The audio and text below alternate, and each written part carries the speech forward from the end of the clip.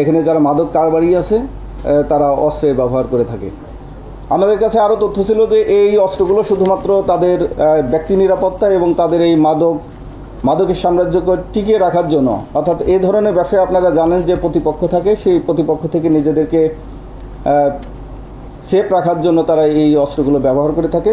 প্রাথমিকভাবে তারা স্বীকার করেছে এগুলো তাদের মাদকের যে সাম্রাজ্য, সেই সাম্রাজ্য টিকিয়ে রাখতে তারা এই মাদক অস্ত্রগুলো ব্যবহার করে থাকে। আমাদের উদ্দেশ্য ছিল এবার আমরা যারা ক্যারিয়ার আছে তারা না, মূল যারা এই মাদক যারা এখানে অর্থ যোগান দেয় এবং যারা বড় পরিসরে ব্যবসাটা পরিচালনা করে, আমরা তাদেরকে গ্রেপ্তার করব।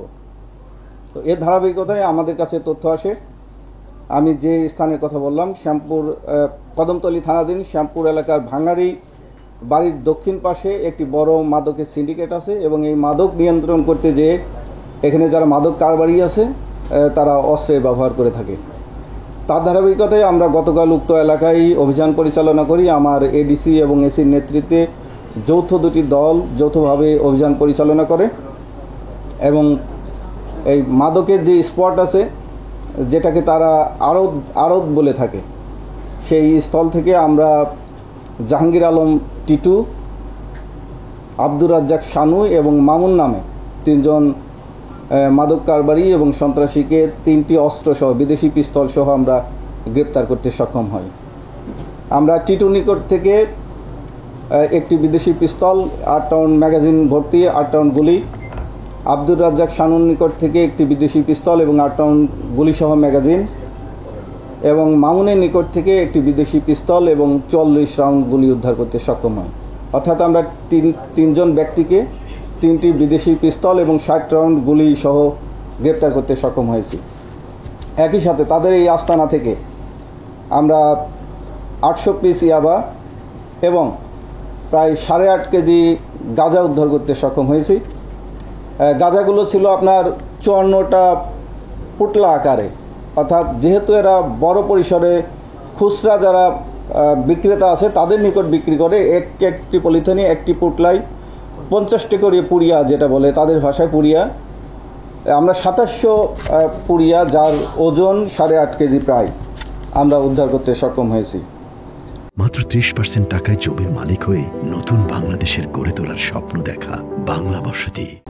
আমাদের কাছে আরও তথ্য ছিল যে এই অস্ত্রগুলো শুধুমাত্র তাদের ব্যক্তি নিরাপত্তা এবং তাদের এই মাদকের সাম্রাজ্যকে টিকিয়ে রাখার জন্য, অর্থাৎ এই ধরনের ব্যবসায় আপনারা জানেন যে প্রতিপক্ষ থাকে, সেই প্রতিপক্ষ থেকে নিজেদেরকে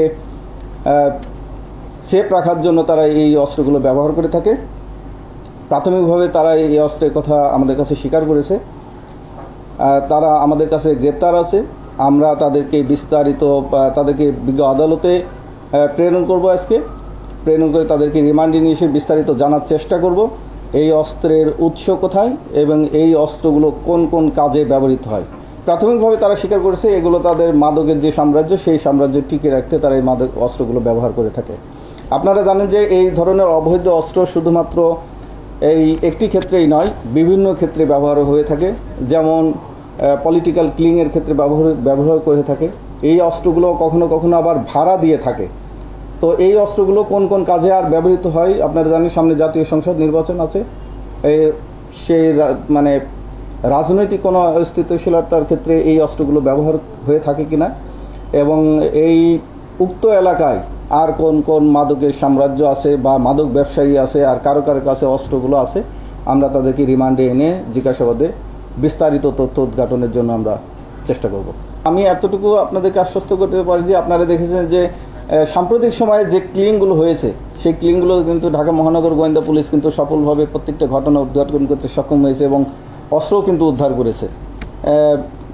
সর্বশেষ পুরান ঢাকায় যে মার্ডারটা হয়েছে, সেখানেও গোয়েন্দা পুলিশ অস্ত্র উদ্ধার করেছে এবং আসামিদেরকে গ্রেপ্তার করেছে। আমরা গতকাল করলাম এবং এর আগে যে নৃশংস হত্যাকাণ্ড হয়েছে সেটাও কিন্তু আমরা উদ্ঘাটন করেছি। আমাদের পক্ষ থেকে সর্বোচ্চ চেষ্টা থাকে যে এর আড়ালে যে সমস্ত রহস্য থাকে সেই রহস্যগুলোকে উদ্ঘাটন করে আনার জন্য।